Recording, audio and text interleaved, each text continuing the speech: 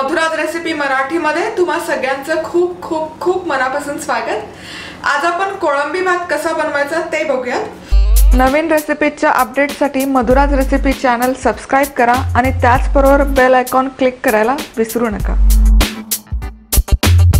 तर सगळ्यात आधी साहित्य काय घेतलं त्यावर एक नजर घालूया। कोळंबी भात बनवण्यासाठी अर्थातच आपल्याला कोळंबी हवी, तर इथे 250 ग्रॅम कोळंबी आहे माझ्याकडे।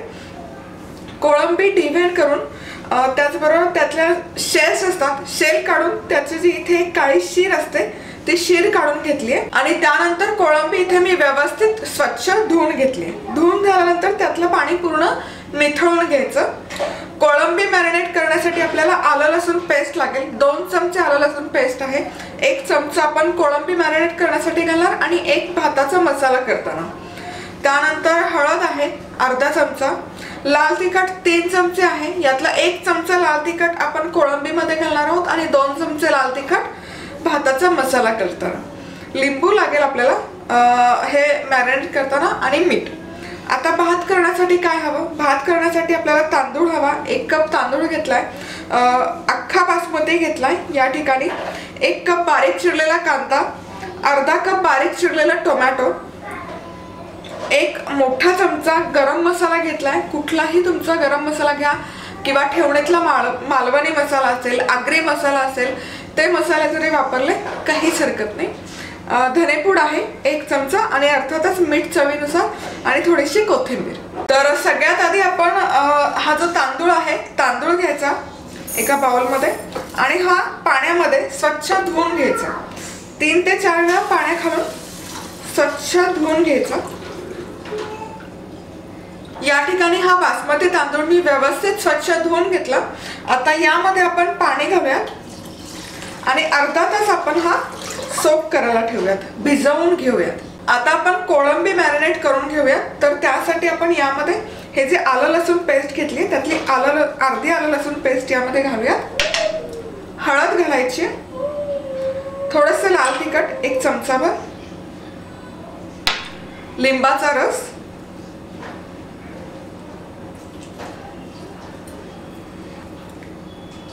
आणि मीठ घालायचं थोडंसं। आणि आता हा सगळा मसाला कोळंबीला व्यवस्थित चोळून घेऊयात। व्यवस्थित हे मिक्स करून घ्यायचं, कालवून घ्यायचं।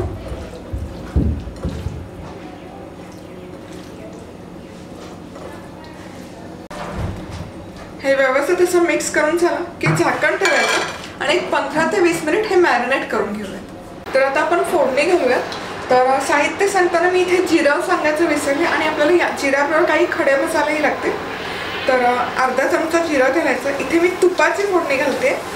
3 चमचे साजूक तूप मी घेतले। तुपाऐवजी तेलही वापरू शकता, पण तुपाचा फ्लेवर खूप छान येतो।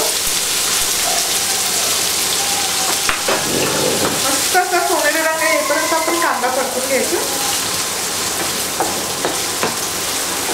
कांदा मस्तपैकी परतून झाला, तुम्ही बघू शकता छानपैकी असा सोनेरी रंग यायला सुरुवात झाली आहे कांद्याला। आता आपण या कांद्यामध्ये टोमॅटो घालूया। टोमॅटो बरोबरच आलं लसूण पेस्ट, लाल तिखट, गरम मसाला, धनेपूड आणि मीठ हे सगळं व्यवस्थित मिसळून घ्यायचं आणि तेल सुटेपर्यंत हा मसाला आपल्याला परतून घ्यायचा। आहा, मस्तच फ्लेवर जबरदस्त येतो। आता हा मसाला तुम्ही बघू शकता मस्त असा एकजीव झालाय आणि टोमॅटो पण मस्त असं मॅश झालं त्या मसाल्यामध्ये। आता आपण ही मॅरिनेट केलेली कोळंबी यामध्ये घालतो। थोडीशी कोथिंबीर आणि हे मस्तपैकी असं मिसळून घेऊया।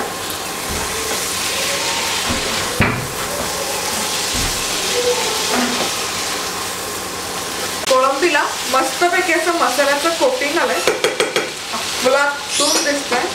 तर यामध्ये आपण थोडंसं पाणी घालतो, अगदी थोडंसं, खूप पाणी घालायची गरज नाही।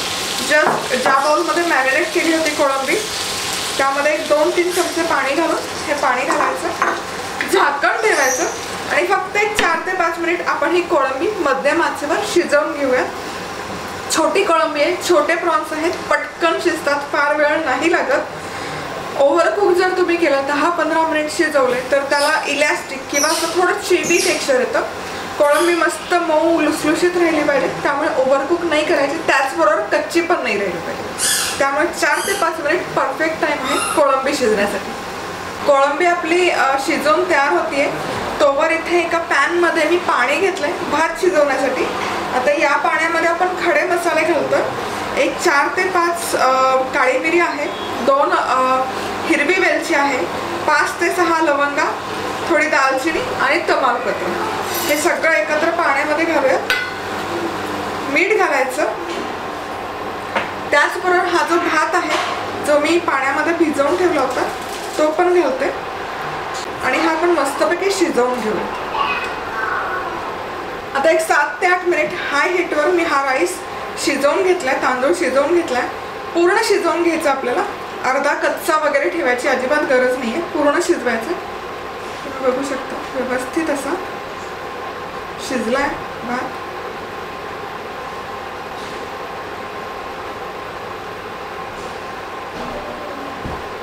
आता यामधलं पूर्ण पाणी मी ड्रेन करून घेते. तर शिजवलेला भात इथे मी ड्रेन करून घेतलाय आणि त्याचबरोबर कोळंबी पण इथे आपली फक्त एक जस्ट 4 ते 5 मिनिट मी शिजवून घेतली आहे, ते पण मध्यम आचेवर. मस्त रंग खूप छान आलाय आणि कोळंबी शिजली आहे कशी ते बघूया. परफेक्ट व्यवस्थित शिजली. आता आपण यामध्ये हा भात घालूया. भात तुम्ही आधी पण शिजवून ठेवला तरी चालेल, पण त्यामुळे काय होतं की भाताचा ज्युसीपणा जो असतो तो निघून जातो आणि भात थोडासा ड्राय पडतो. म्हणून मला जेव्हा केव्हा बनवायचा भात, कोळंबी भात किंवा या पद्धतीचा भात जिथे आपल्याला सेपरेट राईस शिजवलेला हवा तो मी आयत्या वेळेसच शिजवून घेते, म्हणजे तो असा छान मोकळा पण राहतो आणि त्याचबरोबर त्याला ते टेक्स्चर असतं ज्युसी टेक्स्चर ते मेंटेन राहतं. आता हे मिसळून घ्यायचं मस्तपैकी. खूप छान दिसते. तर हा भात असा व्यवस्थित मिसळून झाला की झाकण ठेवायचं, लो हीट करायची सगळ्यात लोएस्ट पॉसिबल आणि एक 10 मिनिट याला आपण वाफवून घ्या, दम देऊन घ्यायचा बेसिकली एकदम लोएस्ट पॉसिबल. इथे 200 वॅट दिसतंय माझ्या इंडक्शनवर. जेवढं लोएस्ट पॉसिबल तुमच्या गॅसचं सेटिंग असेल किंवा खाली तवा ठेवूनही तुम्ही करू शकता. तर मी मस्त एक याला दणकून वाफ काढून देते. या ठिकाणी अगदी स्मॉल किंवा लोएस्ट पॉसिबल हीटवर 10 मिनिट मी हा भात वाफवून घेतला. गॅस बंद करते. हा मस्त. आता आपण हा काढून बघूया. भात सुंदर शिजलाय, टेक्स्चर रंग खूप जबरदस्त आला तुम्ही बघू शकता आणि ज्युसी झालाय पण चिकट नाहीये. त्याचबरोबर तुम्ही टेक्स्चर बघू शकता. मसाल्याचं मस्त कोटिंग आहे. सर्व करून मस्त असा मोकळा झाला.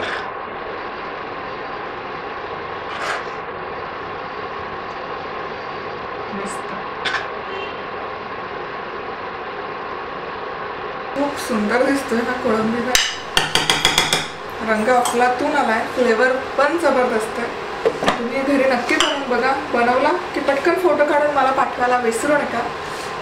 त्याचबरोबर तुम्ही लाईक करू शकता, कमेंट करू शकता, सबस्क्राईबही करू शकता.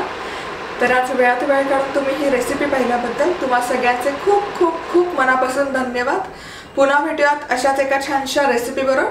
तोपर्यंत मस्त राहा, खुश राहा, आनंदी राहा आणि सगळ्यात महत्त्वाचं खात राहा.